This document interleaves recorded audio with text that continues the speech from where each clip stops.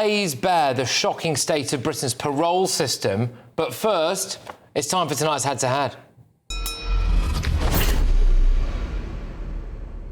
A senior Tory MP with years of military service has called for young job seekers who turn down work to be conscripted. Richard Drax, a former British Army captain and current member of the Commons Defence Select Committee, told The House magazine, in some cases, particularly among some of the young, they have got to the point where they're not prepared to contribute to our country and to serve their country.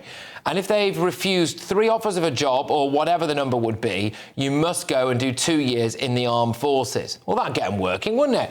This comes as officials warn today that young people are fueling a worklessness crisis in Britain, with nearly 3 million under-25s neither employed nor looking for a job. Almost 4 million adults are also being paid benefits without any requirement for them to search for employment, and that is an absolute disgrace. So tonight I'm asking, should young job seekers who turn down work face conscription? Let me know your thoughts, gbviews@gbnews.com.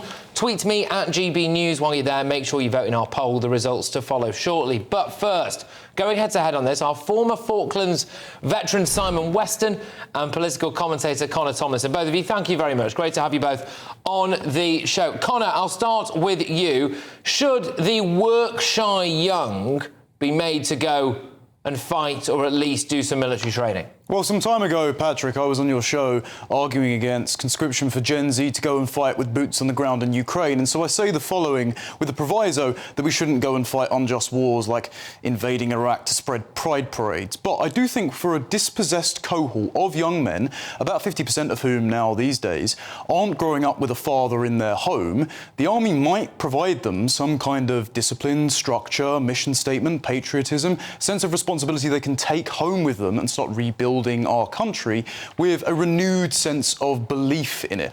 Great example of this, Cambridge academic Rob Henderson has just put out an autobiography where he grew up in California, he grew up in the foster care system, never knowing his mum or dad because his mum was a drug addict, his foster family split up, his dad moved away, he grew up on drink and drugs and spent 7 years in the armed forces, the American Air Force, and learned from how to make his bed in a proper way, right the way through the military, all of the skills required to make him a world-class academic. And I think that kind of opportunity paid forward to young boys in England might help the social mobility gap we're seeing with white working-class lads. All right, Simon, if we've got millions of young people who are too lazy or feckless to go and get a job and contribute to our economy, should we not put them to work in the armed forces?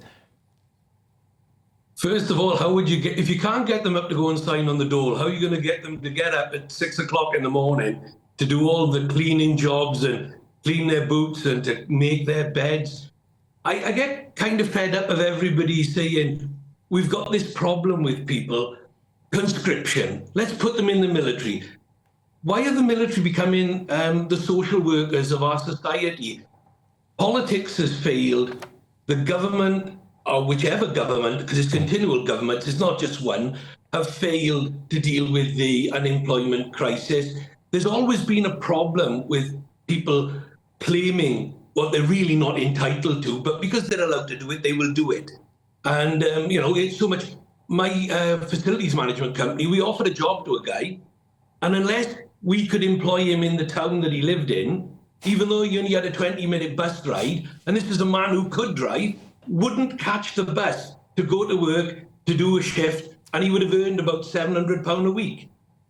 But then, I'll throw it back to you, Connor. I'll throw it back to you, Connor, on this. That bloke there, who, by the way, is the kind of person that I tend to despise, probably would have gone and done that job if he thought there was a chance that he was going to end up being conscripted into the military, right?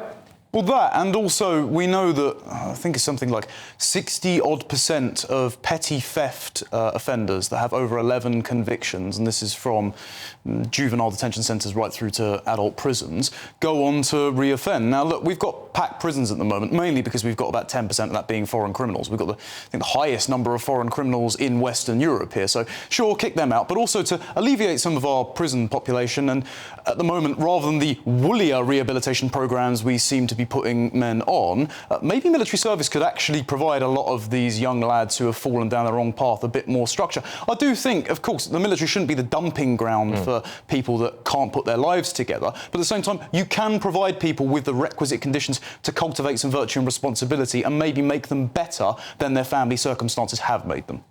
Simon, you're shaking your head. Patrick, I've got to say, if these guys have got petty criminal offences, 11 or more, for petty theft, you're then going to put them into a military unit living in barrack blocks where kit is left out routinely because you need easy access to it, or you've just cleaned it. You then have to go for a shower or nip over the naffy to get a drink or something. And you come back and your stuff's not there. Who are you going to look at? You're going to cause more disharmony in the military than is necessary. And we're looking at the military to mop up all of these people. Why are we offering them prisoners? You know, these people have to live close, cheek by jowl. They have to work and trust the people next to them, trust that they're not going to steal their equipment, which, by the way, if you lose it, you have to pay for it. And the military pay is so woefully inadequate. Where's the money coming from to do all of these things about rehabilitation? Are the military expected to rehabilitate all of these criminals, get these people back into a work mode? You can draw out individual things and individuals who have done something exceptional, but they're the exceptional to the rule, not the rule. And that we have to have the rule. And these people deserve a better shake of the whip than they get if they had to deal with all of these people. Yeah, and the overarching issue here is this staggering figure that there are nearly 3 million under 25s who are neither employed or looking for a job. So it's not the fact that they are just unemployed, it's the fact that they don't even want to get a job. I find that absolutely astonishing. What is psychologically wrong with so many under 25s, Connor? Oh, lots of them are claiming mental health difficulties, and obviously some of that is played up because some of them will be work shy, but a lot of it's because they've been put under really strange conditions. Like, if you've grown up with a smartphone and you've had just a deluge of depressing content filtered through your childhood and you've got no other frame of reference, and then you've just been through the pandemic and you're a little bit emotionally soft, and your household hasn't got that much integrity anyway because your mum and dad have split up, no wonder you're a bit more emotionally fraught. And that's why I'm saying, look, and I defer to Simon on how the military barracks are actually run, because he served, and God bless him for that.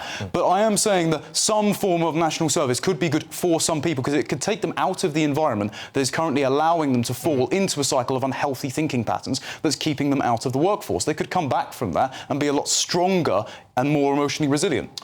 Simon, look, I'm just again defer to you on this, but did you serve with people who, you know, if it might not have been for the military and them getting in at that time, you know, might have gone off the rails or might have had a tough start in life, and then it did sort them out? I mean, there is that possibility, isn't there?